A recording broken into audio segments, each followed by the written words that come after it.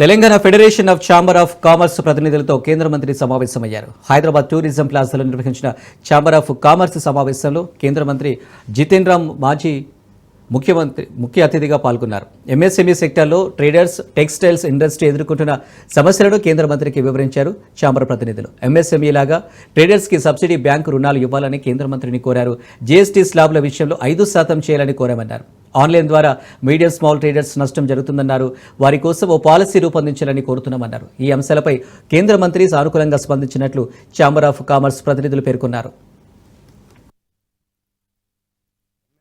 Minister మాజీ గారు ఢిల్లీ నుంచి వచ్చారు. వారికి మా ఫెడరేషన్ తరఫున ఒక చిన్న ఇంటరాక్షన్ మీటింగ్ అరేంజ్ చేశాము. ఈ ఇంటరాక్షన్ మీటింగ్ లో వాళ్ళకి ఒకటే మేము కోరేది ఏంటి అంటే, ఎట్లయితే ఎంఎస్సి ఇండస్ట్రీస్ కి మన సబ్సిడీస్ ఇస్తుందో అదే విధంగా ట్రేడర్స్ ని కూడా ఎంఎస్ఎంఈ కింద రిజిస్ట్రేషన్ చేసి వాళ్ళకు కూడా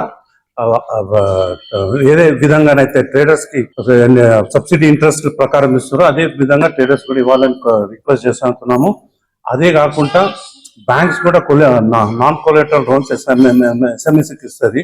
ట్రేడర్స్ కి కూడా నాన్ కొలేటరల్ లోన్ ఇవ్వమని వాళ్ళని రిక్వెస్ట్ చేస్తున్నాము. ట్రేడింగ్ అనేది జీడిపి ఇవాళ టెక్స్టైల్ ట్రేడ్ అనేది one of the largest employ generating business trade అండి.